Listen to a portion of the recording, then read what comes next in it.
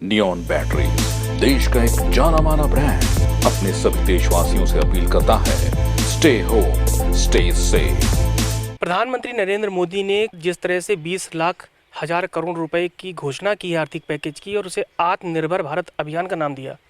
उत्तराखंड में उन्हीं के महकमे की जिम्मेदारी संभाल रहे हैं बहुत ही सीनियर भाजपा नेता हैं शादाब शम्स। वो प्रधानमंत्री 15 सूत्री कार्यक्रम क्रियान्वयन समिति के इंचार्ज भी हैं राज्य में। तो हम इनसे जानेंगे कि आखिर उन योजनाओं का फ़ायदा अल्पसंख्यक, खास करके वो मजदूर तबका जिस पर नरेंद्र मोदी जी का खास फोकस है, वो कैसे इम्प्लीमेंट करेंगे। हम अपने आप आत्मनिर्भर बने।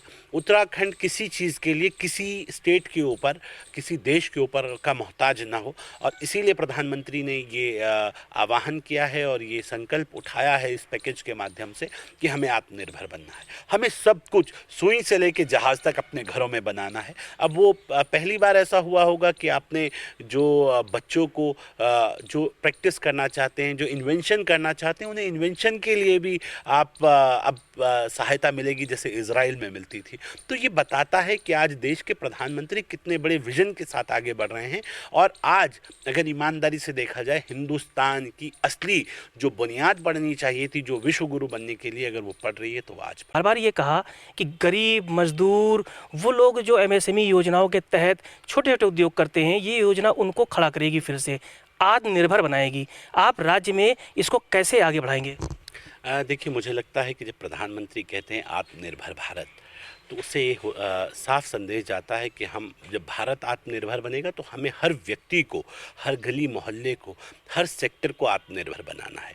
अंतिम छोर में खड़ा हुआ व्यक्ति जो अंत्योदय की पोजीशन में है, छोटे कारखाने जो एमएसएमई के अंडर आते हैं, जो बहुत छोटे उद्योग हैं जिन्हें आप घरों में शुरू करते हैं, उन तमाम को मजबूती से खड़ा करना। और जिस प्रकार चीन ने अपना एक सेक्टर खड़ा किया, अपने घरों के अंदर वहाँ छोटी छोटी से कारखाने लगाए, उसी तर्ज पे हिंदुस्तान एक मजबूती से खड़ा हो। इसलिए प्रधानमंत्री ने आत्मनिर्भर भारत की एक बड़ी घोषणा की है, जिसमें 20 लाख हजार करोड़ रुपए का पैकेज देने की बात की है।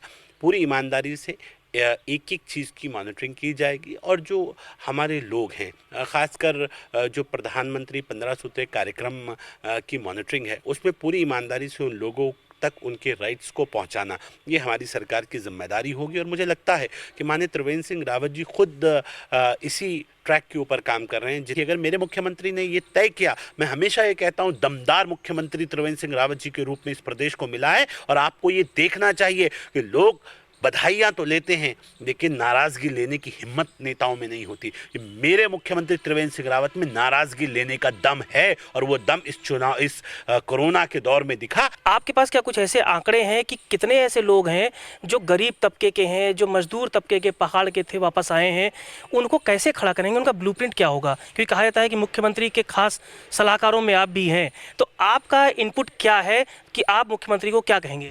देखिए, माननीय मुख्यमंत्री जी स्वयं अपने आप में सब चीज़ों को बहुत बेहतर जानते हैं, और वो बहुत गहराई से इसके ऊपर लगे हुए हैं। और मुझे लगता है कि हमें परिणाम भी साफ साफ नज़र आने लगे हैं कि पहाड़ के अंदर जिस प्रकार उद्योग खड़ा हो रहा है, टूरिज़्म को उद्योग का दर्जा दे के हमने अपने इरादे स्पष्ट कर दिए थे माननीय मुख्यमंत्री त्रिवेंद्र सिंह रावत जी ने, कि हम क्या चाहते हैं। पहाड़ सरसब्ज तब होगा जब छोटे छोटे उद्योग पूरे पहाड़ पे, हर गाँव, हर ज़िला तहसील में लगेंगे, तो एक खूबसूरत इंडस्ट्रियल उत्तराखंड खड़ा होगा। और मुझे लगता है कि हमारे पास बहुत सारी गुंजाइश है।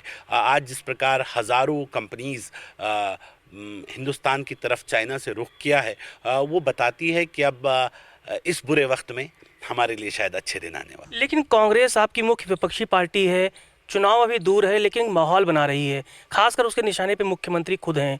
बड़ा दुर्भाग्य है कि इस राज्य में बीते दिनों मुख्यमंत्री के अस्वस्थ होने की भी खबर वायरल हुई।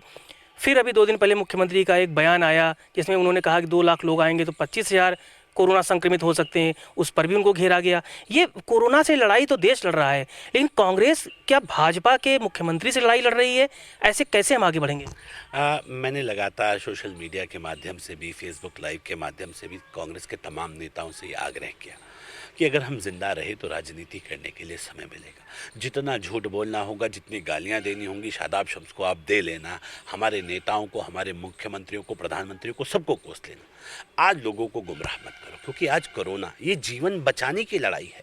अगर आप इस लड़ाई को हल्के में लेंगे या आज राजनीति करने की कोशिश करेंगे और इस लड़ाई को कमज़ोर बनाने का काम करेंगे तो उत्तराखंड की आने वाली नस्लें कभी आपको माफ़ नहीं करेंगी। आप हर चीज़ को मजाक में ले रहे हैं। इनके नेता कभी दून हॉस्पिटल में घुस जाते हैं, फिर उन्हें आइसोलेशन में डालना पड़ता है 14 दिन के लिए। कहीं इनके नेता भीड़ों में चले जाते हैं, कहीं खड़े होकर चौक के ऊपर भाषण देने खड़े हो जाते हैं। सरकार के धारा 144 का उल्लंघन, धारा 188 का, मतलब इन्हें लग रहा है कि अराजक लोग हो गए हैं और अराजकता फैलाने में बड़ा रोल प्ले कर रहे हैं।